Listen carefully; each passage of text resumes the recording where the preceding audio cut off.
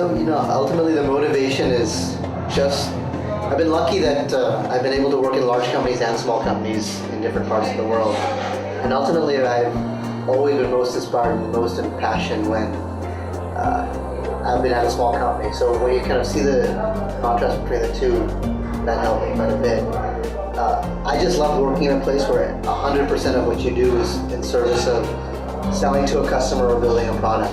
And I think it was a contrast between large company efficiency versus small company efficiency. And of course, you have high impact, you have your heart and soul in the product, and having done it a couple of times, that's what drove me to decide this is exactly what I want to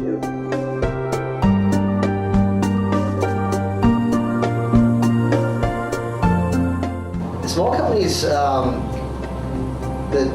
I guess you would say difficult thing, I don't know if it's difficult or not, but ultimately there really is no backstop or infrastructure in place to ease your life. So you have to roll up your sleeves, you have to be selling, you have to be on a plane, and by the way, you have to be on the plane early in the morning to save $50 or 2,000 rupees.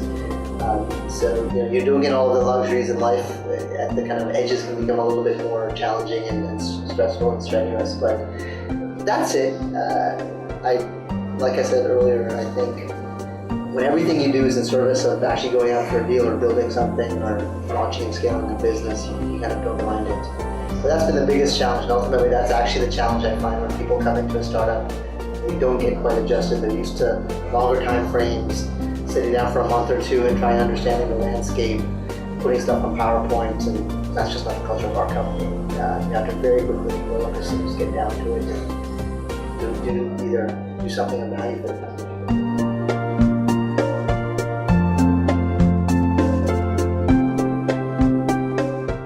So I've now done it twice, and interestingly, I've gone from a big company to a small one, big to a small, so I've kind of done this now twice, and I think the difference in the two kind of drove me. Financial risk is the biggest one, and the first company I joined, I left Oracle when I was heading up a sales vertical, and so software sales is a very, very profitable place, and you have to be comfortable going to 10% of your income overnight. And the luxuries of in India versus the Bay Area are completely different. So, a startup lifestyle here is not as nice as even a startup lifestyle in the Bay Area. So that's one of the biggest things in terms of risk. Startups are always very scrappy, and you always are not going to be saving a lot of money over time. So you gotta have to have the belief that you're comfortable with what you have and you're confident in company with the idea. I never felt that there was a lot of professional risk, to be honest with you. I think, quite frankly, I'm biased. I would much rather hire somebody who's been in one or two startups for a certain number of years than somebody who's actually spent many years at a large company. And I think that bias is happening. So when I left to a startup, I didn't see any professional risk whatsoever. In fact, I feel nowadays, if I don't see a startup on somebody's resume, I'm really concerned about whether that person really kind of is going to be competitive in the environment.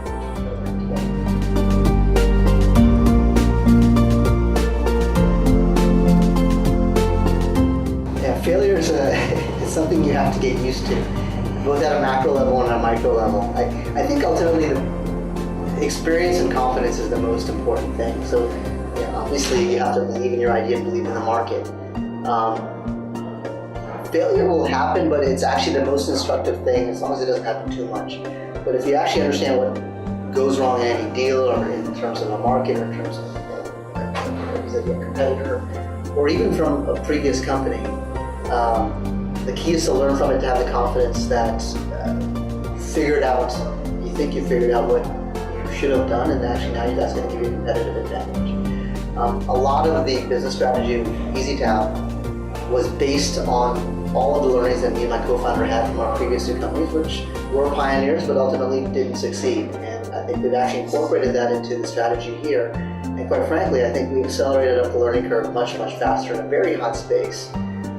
Much, much quicker, and we're not going to be learning lessons that other people will learn.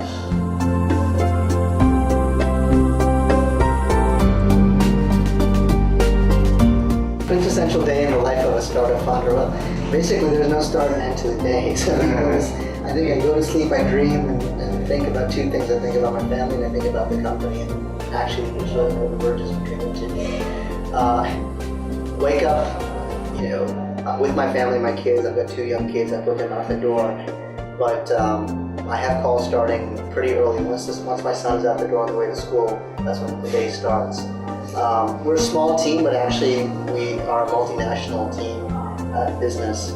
So we've got guys traveling at all time, and so there's an initial sales call at the very beginning of the day to see where we are with every deal. So we're very, very sales focused as well.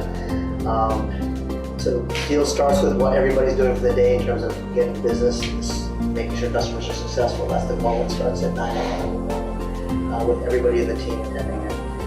Then you get into the office, and ultimately, as long as you kind of have the culture and everybody knows what's happening, you're hustling and you're working. There's not a lot of team meetings.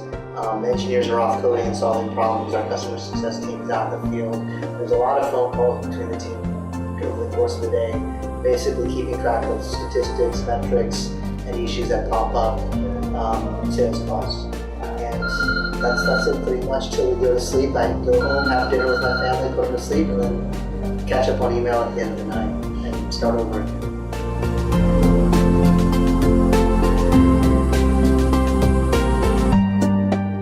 Perfect co-founder. I don't know that there's ever a perfect co-founder, but I got very lucky, and actually Ezetap itself came out of an incubator, and it was actually a very different model. It's an incubator called Angel Prime. I was fortunate that my co-founders are also kind of pseudo-funders as well, and all were successful entrepreneurs. So 2 of the co-founders of Ezetap were the founders of Snapfish, which is the largest photo sharing site in the world. My co-founder Sanjay was the CEO of Mcheck.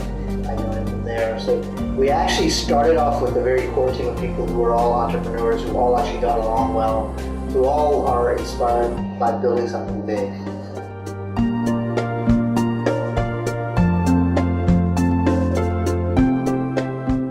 Raising money is always a very touchy subject. So we've been fortunate that we were incubated very early, and I think the incubation model itself of Angel Prime and Ezetap is actually quite unique. So we really weren't struggling for initial seed funding like some startups might. That helped us actually make strategic decisions and kind of lay the company, hire the type of people, and the nature of the team was good. Then we were able to raise very good Series A money as well. To be honest with you, my number one tip is be able to communicate your vision and what you're doing without slides. I mean, honestly, if you can actually communicate yourself over a breakfast meeting in 15 minutes and actually talk about what your USP is, what your revenue model is, why you actually have a multiple that is of interest to funders, that's really, really important. It's got to be organic. It shouldn't be driven by Excel spreadsheets or slides, or it shouldn't take you 30 minutes to get there. And actually, to be quite honest, our business, that's how we started out. We had huge models. When we were able to distill it down to something very, very simple, it became very easy to communicate. And the second thing is just find the right funder too. And I know everybody says this, but there's funders that are interested in spaces. There's funders who kind of have different motivations, and other funders are going to be patient. They're going to bring other resources to bear. So if you can find that right person who's interested in your space, brings the right type of risk appetite at the time for the type of company you are, that's very, very important, because that'll serve you well as the company evolves, and it inevitably has ups and downs.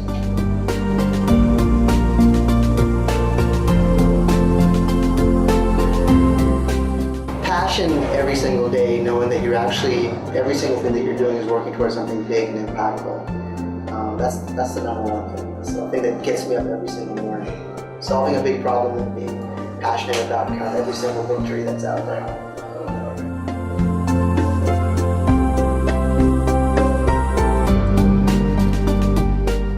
Ezetap is a mobile payments company. We have developed a couple things. We have a hardware piece that is a credit card, debit card reader that plugs into the audio jack of mobile handsets. We've developed all components, so the hardware, the mobile applications, cross-platform, and the development platform underlying that entire service. The company is made in India, built in India, developed in India. It's an emerging markets play.